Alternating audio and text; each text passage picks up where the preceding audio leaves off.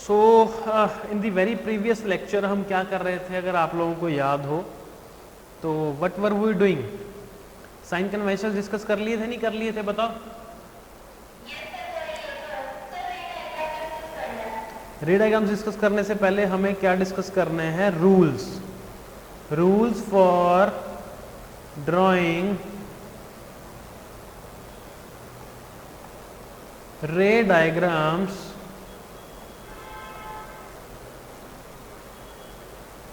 Rules for drawing रे diagrams किसके case में बात कर रहे हैं अभी? कॉनकेव मिरर के केस में। ठीक है, क्लियर है? तो बेटा रूल्स बहुत ज्यादा ध्यान से सुनना बेटा, बहुत ज्यादा इंपॉर्टेंट हैं। ठीक है, तो ये फर्स्ट रूल सुनो, ये कॉनकेव मिरर है हमारे पास। ठीक है, ये पोल, ये फोकस, ये सेंटर ऑफ कर्वेचर।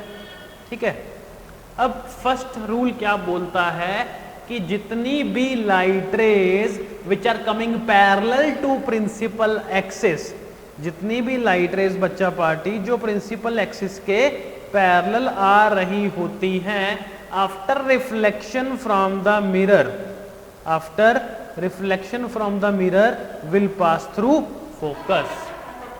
ठीक है, क्लियर है कि नहीं है?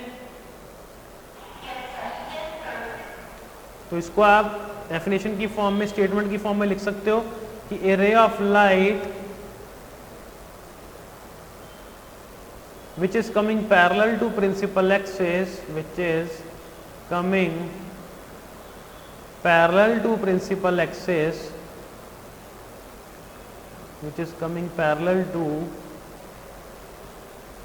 principal axis after reflection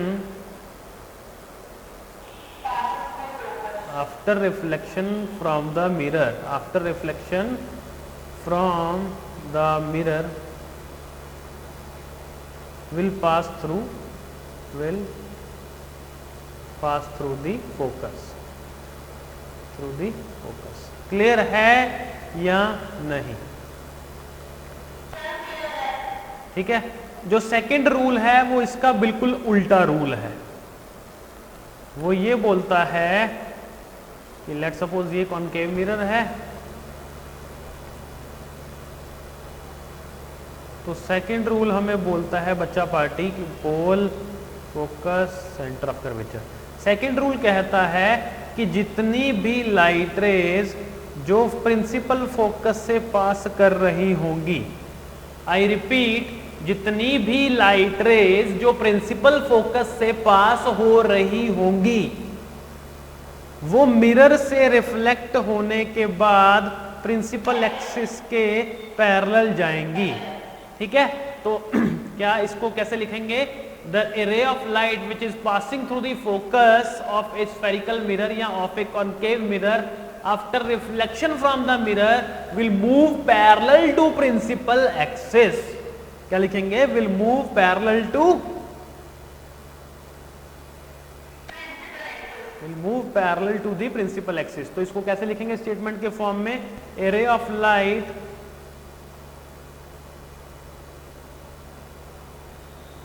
passing through the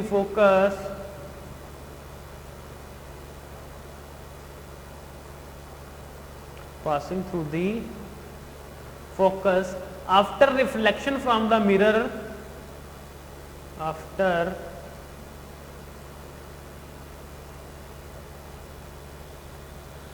reflection from the mirror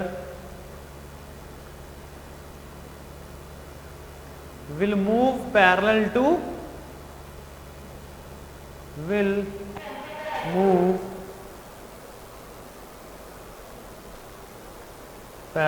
principal axis।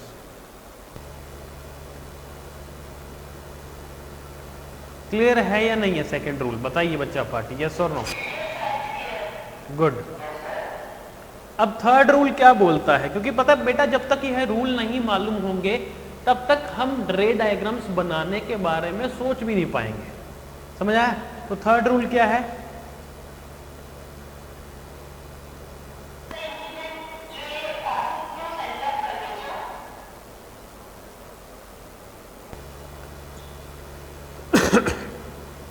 करते रुको।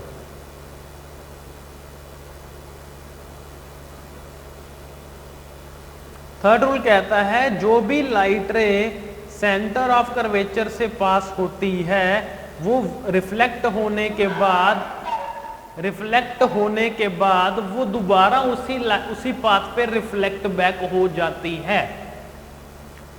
अब सवाल उठता है ऐसा क्यों होता है,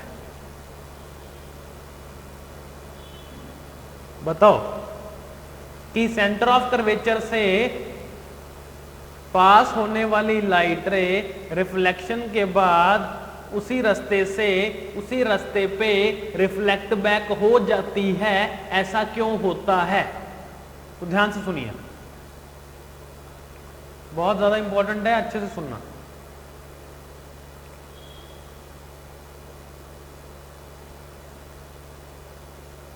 सेकंड लॉ ऑफ रिफ्लेक्शन क्या था?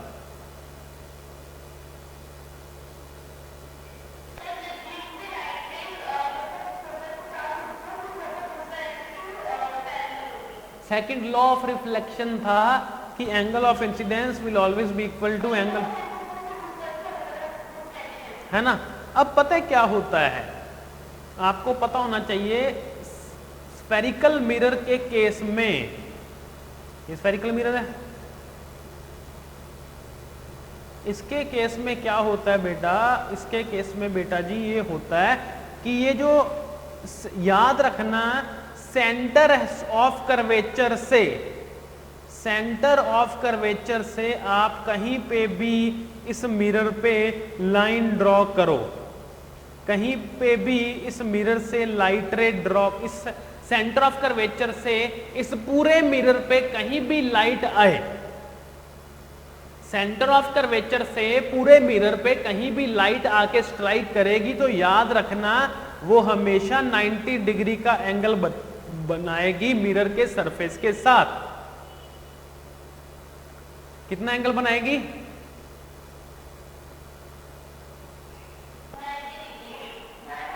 अब अगर वो 90 डिग्रीज के एंगल बना रही है तो बेटा ये नॉर्मल नहीं हो गई क्या? अब अगर ये नॉर्मल है और हमने बोल दिया इंसिडेंट रे भी इसी डायरेक्शन में है, तो जब नॉर्मल भी जो इस डायरेक्शन में है और इंसिडेंट रे भी इसके ऊपर इसी डायरेक्शन में जा रही है, तो नॉर्मल और इंसिडेंट रे में कितना एंगल बनेगा?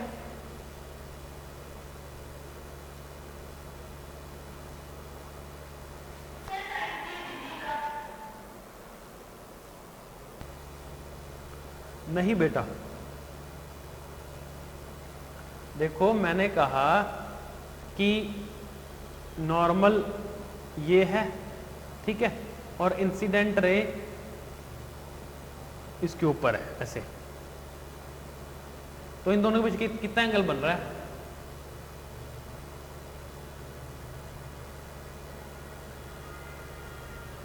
जीरो डिग्री बन रहा बेटा।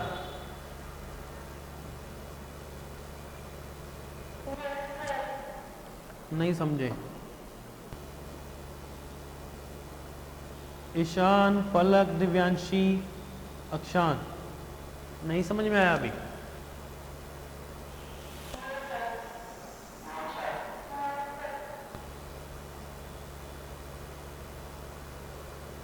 बहुत ज्यादा ध्यान से सुनना इंपॉर्टेंट है, ठीक है? सुनोगे ध्यान से? हमने उस दिन पढ़ा था कि ये नॉर्मल है, पढ़ा था ही नहीं पढ़ा था, बताओ?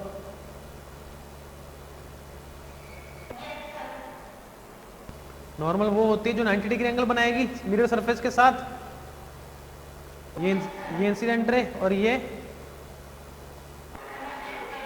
अब अगर मैं आपको बोलूं कि बेटा ये नॉर्मल है, मैं ऐसा करता हूं, ये नॉर्मल है, ठीक है, और अब मैं बोल दूं कि बेटा जो इंसिडेंट रे है वो भी इसके ऊपर ही ऐसे आ रही है, तो बेटा नॉर्मल भी ऐसे आ रही है और इंसिडेंट भी ऐसे आ रही है, तो उन दोनों के बीच में 0 डिग्री एंगल नहीं बन रहा क्या? ठीक है, अब इंसिडेंट रे और नॉर्मल के बीच में अगर 0 डिग्री एंगल है, that means angle of incidence 0 degree है कि नहीं है? अब अगर एंगल ऑफ इंसिडेंस 0 डिग्री है तो लॉ ऑफ रिफ्लेक्शन क्या बोलता है? वो कहता है angle of incidence is always equals to angle of reflection. तो मतलब एंगल ऑफ रिफ्लेक्शन भी कितना होना चाहिए? अब वो 0 डिग्री कब होगा? जब बेटा जिस रास्ते पे इंसिडेंट रे आ रही है उसी रास्ते से रिफ्लेक्टेड रे वापस चली जाए, क्योंकि अगर रिफ्लेक्टेड रे इधर जाएगी, नॉर्मल ये थी, ठीक है, तो इन दोनों के बीच में फिर कितना एंगल बनेगा? 0 डिग्री। यही तो चाहते हैं हम, नहीं समझे आप? इसलिए बेटा मैंने बताया कि जो सेंटर ऑफ कर्वेचर होता है, सेंटर ऑफ कर्वेचर से लाइट रे कहीं पे भी आए, कहीं पे भी, कहीं पे भी, कहीं पे भी, वो हमेशा कितना एंगल बनाएगी मिरर के साथ? कितना? हाँ, मिरर के साथ तो 90 बनेगा, बट अगर वो नॉर्मल है और इंसिडेंट भी वही है तो उन दोनों के बीच में 0 डिग्री बनेगा। और इसीलिए 0 डिग्री, क्योंकि एंगल ऑफ रिफ्लेक्शन भी 0 होगा, तो ये सेम रास्ता ही, जिस रास्ते से आएगी इंसिडेंट रे उसी रास्ते से रिफ्लेक्टेड रह जाएगी। नहीं समझे अभी भी आप?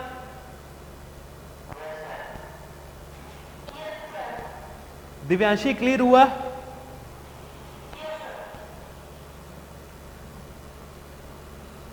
फोर्थ रूल है, लास्ट रूल,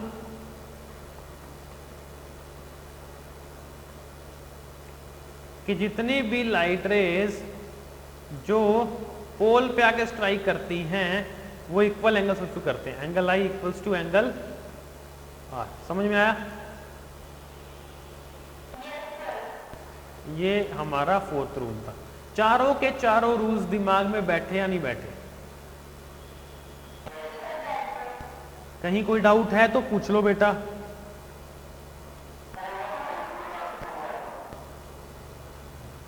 कौन सा बेटा?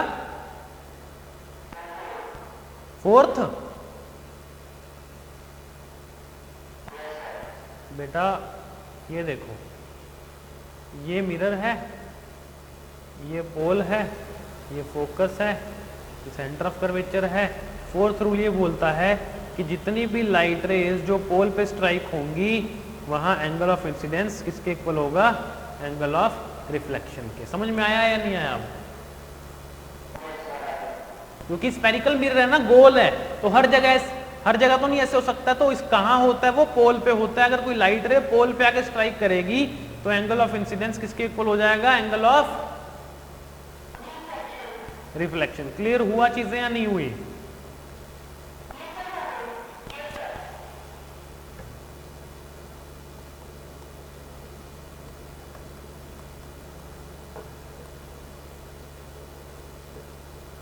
रे डायग्राम्स के पे बात करते हैं, किसके? कॉनकेव मिरर के। अब सबसे पहले रे डायग्राम्स का मतलब ही क्या है? रे डायग्राम्स का ये मतलब होता है कि सबसे पहले तो हमें इसमें हम ये देखना चाहते हैं बेसिकली कि अगर ऑब्जेक्ट कहीं पे पड़ा हो तो मिरर कहाँ, जो इमेज होगी वो कहाँ बनेगी। समझ में आया? पोल, फोकस, सेंटर ऑफ कर्वेचर। अब सबसे इंपॉर्टेंट बात है, बहुत ज्यादा इंपॉर्टेंट है, ध्यान से सुनना बच्चा, कि क्या चीज सुननी है, बहुत ज्यादा इंपॉर्टेंट है, याद रखिएगा। सारे केस रट्टा मारने की जरूरत नहीं है, आप सीधा सीधा कहां आके खड़े हो जाओ? पोल पे। समझ में आया? कहां आके खड़े हो जाओगे आप?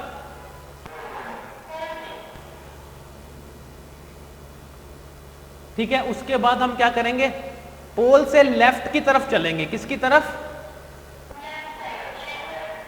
ठीक है, तो इससे हमें सारे के सारे केस याद हो जाएंगे। पोल से लेफ्ट चलेंगे तो कौन आ रहा है? फोकस आ रहा है कि नहीं आ रहा?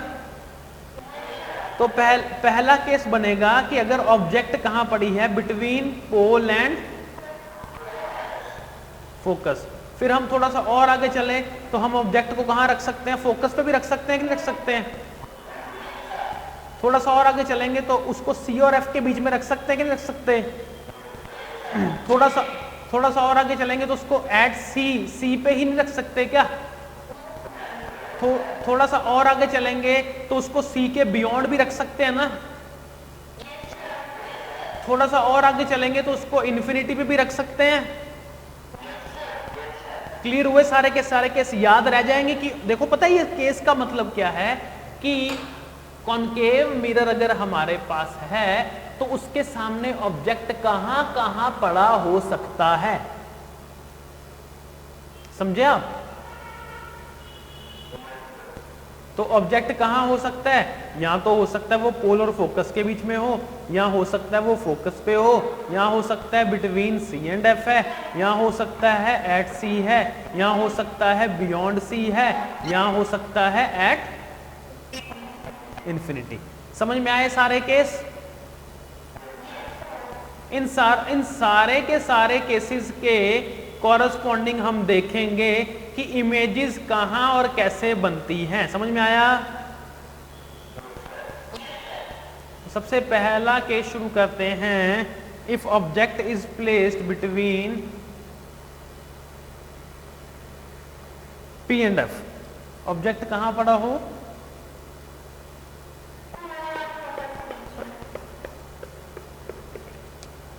Wait students, let me clean this gadget, it is not working that much good। हाँ जी, हाँ चलो, हमारे पास ये रहा सबसे पहला केस बच्चा party between P and F वाला है कि नहीं है?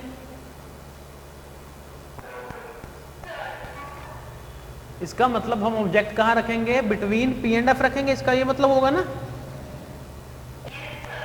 ये पोल, ये फोकस, ये सेंटर ऑफ कर्वेचर। तो सबसे पहला केस कॉनकेव मिरर के रे डायग्राम्स में हमने लिया कि if object is placed between P and F. समझ में आया? तो बच्चा पार्टी अब हम देखेंगे कि इमेज कहां और कैसी बनेगी। समझ में आया? रे डायग्राम्स का यही मतलब होता है ताकि हम क्या कर सके, अगर हमें ऑब्जेक्ट की पोजीशन पता हो तो हम इमेज को देख सकें कहां बनी है। समझ में आया?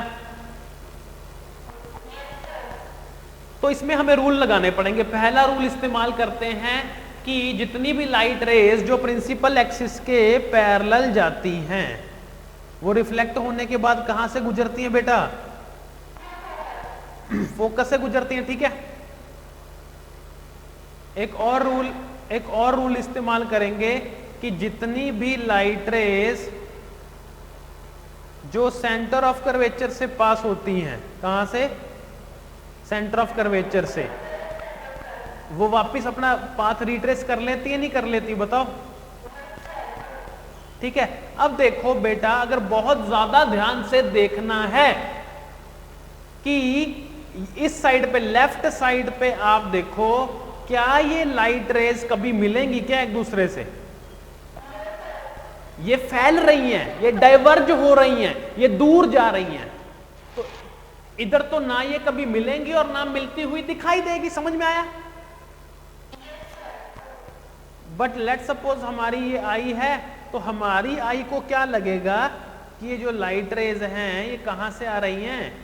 ये हमारी आंखों को ऐसा लगेगा ये पीछे से आ रही हैं, और जहां से आ रही होंगी वहां ये दोनों मिलेंगी और वहां क्या बनेगी?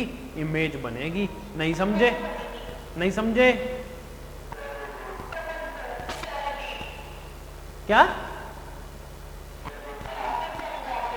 ओके, ध्यान से सुनो। ऑब्जेक्ट कहां रखा? बिटवीन पी एंड एफ रखा। ठीक है, बिटवीन पोल एंड फोकस हमने ऑब्जेक्ट रख दिया। पहला रूल कौन सा इस्तेमाल किया? जितनी भी लाइट रेज जो प्रिंसिपल एक्सिस के पैरेलल जाती हैं after reflection will pass through focus. ठीक है, दूसरा रूल कौन सा यूज किया? जितनी भी लाइट रेज जो सेंटर ऑफ कर्वेचर से जाती हैं वो वहीं से ही पास होकर चली जाती है। समझ में आया? अब अगर आप यहां से देखेंगे लेफ्ट साइड पे तो ये दोनों लाइट रेज ऐसे फैल रही हैं, तो कभी मिलेंगी नहीं वो। अगर मिलेंगी नहीं तो इमेज नहीं बनेगी, या मिलती हुई दिखाई नहीं देंगी तो इमेज नहीं बनेगी। समझे आप? ठीक है, तो फिर हमारी आंखों को लगता क्या है? हमारी आंखों को लगता है कि ये लाइट रेज ना पीछे से आ रही है, यहां से आ रही है। क्योंकि देखो बेटा अगर दो लाइंस की बात करता हूं, दो लाइंस अगर ऐसे फैल रही हैं तो पीछे कहीं जाके जुड़ेंगी भी तो सही ना वो, तभी तो फैल रही है ना। तो हम क्योंकि लाइट स्ट्रेट पाथ में ट्रेवल करती है इसलिए हमारी आंखों को ऐसा लगता है कि जो लाइट रेज हैं वो कहां से आ रही हैं, वो यहां से पीछे से आ रही हैं। समझ आया? और जहां से वो आती हुई दिखाई देंगी वहां क्या बन जाएगी, इमेज बन जाएगी। समझ में आया? अब क्लियर हुआ? उस पर चर्चा करेंगे, अभी चर्चा करेंगे। अब सबसे पहली बात, क्योंकि लाइट रेज असलियत में मीट नहीं कर रही, बस हमें मिलती हुई दिखाई दे रही है, तो वर्चुअल इमेज नहीं बनेगी क्या, बताओ? तो सबसे पहली बात, ये इमेज कौन सी होगी, वर्चुअल इमेज। दूसरी बात, इमेज सीधी बन रही है या उल्टी बन रही है, बताओ? सीधी बन रही है, तो सीधी के लिए हम कौन सा वर्ड यूज करते हैं, इरेक्ट, ERECT। समझ में आया? तीसरा पॉइंट,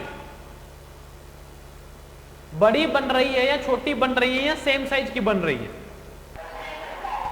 क्या? मैग्नीफाइड या एनलार्ज। क्योंकि सीधी सी बात है, अगर हम ध्यान से देखें, ऑब्जेक्ट तो इतना सा ही छोटा सा ही रहा, और इमेज बड़ी बनी है नहीं बनी, बताओ? और पोजीशन की बात करें तो बिहाइंड द मिरर। समझ में आया?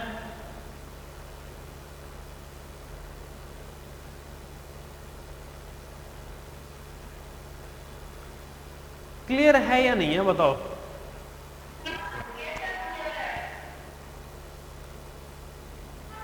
किसको किसको क्लियर है? ईशान, दिव्यांशी, अक्षांत एंड पलक, क्लियर है सबको? अब बेटा पता है क्या है, सबसे इंपॉर्टेंट बात यह है कि कोई सा भी मिरर है ना, कोई सा भी मिरर, चाहे कॉनकेव है, चाहे कॉन्वेक्स है, चाहे प्लेन मिरर है, उसको अगर किसी जगह पे हम यूज करते हैं तो हम देखते हैं कि किसी पर्टिकुलर मिरर को अगर हम कहीं यूज कर रहे हैं तो वो क्या, उसमें क्या सीन रहेगा। देखो, सबसे पहली बात, बहुत इजी बात है, ध्यान से सुनना, कि ये देखिए, वेरी फर्स्ट थिंग क्या है कि जैसे मैंने एग्जांपल देता हूं, हर केस के पीछे ना कुछ लॉजिक होगा। ये जो केस है, इसमें हमने क्या किया, ऑब्जेक्ट तो हमारा छोटा है, ऑब्जेक्ट, और इमेज क्या बन रहा है, बड़ी बन रही नहीं बन रही, बताओ? इमेज बहुत बड़ी, लार्ज बन रही है। तो बेटा इसका मतलब ये वाला केस हम वहां यूज कर सकते हैं जहां पे हमें बड़ी इमेज चाहिए होती है। समझ में आया?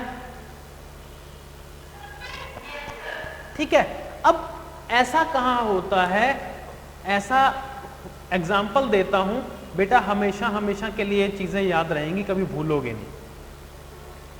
देखो एग्जाम्पल क्या है इसका, एग्जाम्पल है कि ये कॉनकेव मिरर जो होता है बेटा, वो कहां यूज होता है, वो शेविंग मिरर में यूज होता है, या मोर प्रिसाइजली वो मेकअप मिरर में भी यूज होता है।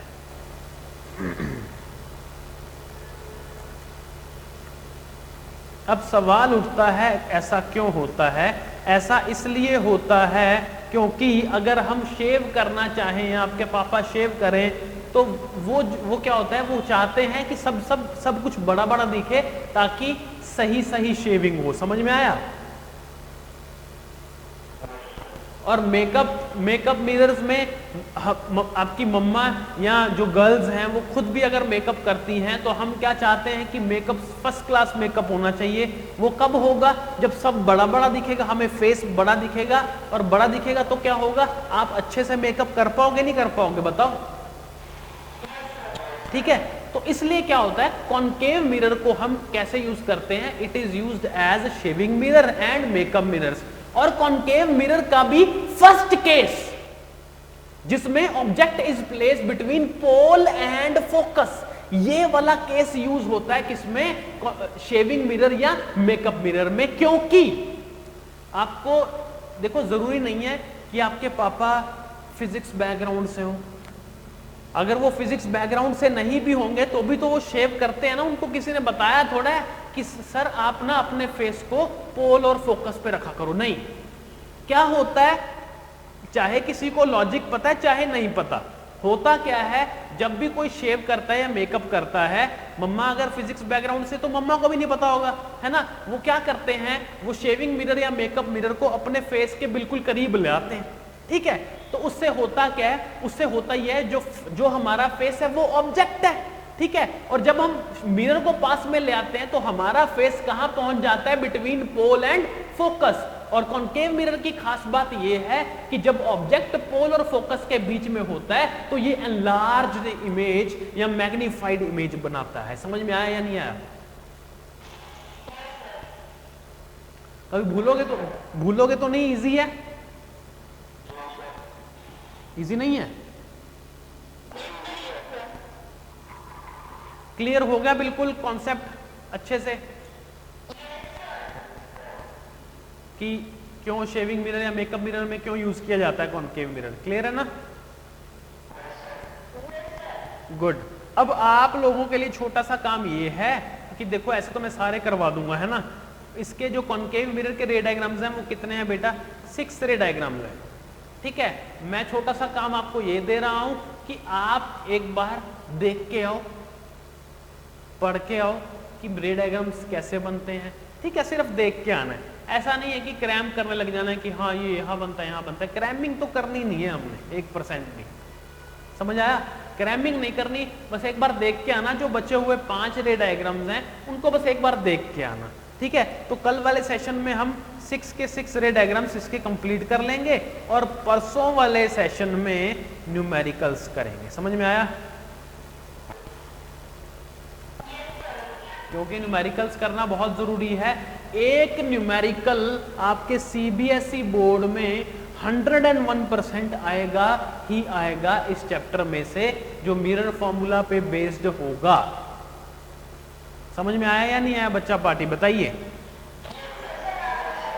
ठीक है ना, तो आपका आज का टास्क क्या है? एक तो आपको कल वाला वो बैकअप सेशन नहीं मिला होगा, उसके पीछे रीजन है कि कल बैकएंड पे एप्लीकेशन पे कुछ काम चल रहा था, इस वजह से कल वाले बैकअप सेशन अपलोड नहीं हुए।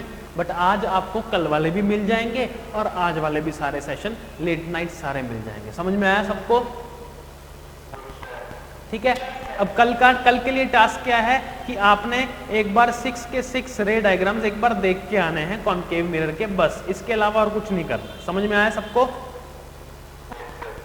और अगर आपका ना मंडे ऑनवर्ड्स, देखो कल आपकी मैथमेटिक्स की क्लास लगेगी, बट मंडे ऑनवर्ड्स हम थोड़ा सा आपका टाइम बढ़ाएंगे बेटा, ऐसे गाड़ी चलेगी नहीं। कोशिश करते हैं कि आप भी जल्दी जिससे फ्री हो जाओ, अभी आप थोड़ा सा लेट हो जाते हो, है ना, तो विल ट्राई कि आपको जैसे कल से आपकी बेटा मैथमेटिक्स भी होगी, सो कम प्रिपेयर्ड, मतलब अच्छे से बैठना। कल फिजिक्स भी होगी, मैथमेटिक्स भी होगी, 101% कल मैथमेटिक्स शुरू हो जाएगी। ठीक है, अभी कुछ स्टूडेंट्स की वेट चल रही थी तो वो कल अगर एडजस्ट हो जाएंगे तो ठीक है, अदरवाइज कल आपका मैथमेटिक्स में फर्स्ट चैप्टर रियल नंबर्स भी शुरू हो जाएगा। क्लियर है? पढ़ के आना, बैकअप सेशन देख के आना, बिना बैकअप सेशन देखे मत आना। और जहां भी डाउट हो ड्रॉप कीजिए डाउट, query@godio.in पे डाउट डाल दो या कॉल करो, मैं हैंड टू हैंड आपको असिस्ट करूंगा। ठीक है बेटा? ओके बच्चा पार्टी, कल 6 रे डायग्राम्स पहले मैं आपसे पूछूंगा, फिर हम आगे बढ़ेंगे। क्लियर है? ओके बच्चा party, take care, bye bye. Bye बेटा, बाय। Most welcome, bye.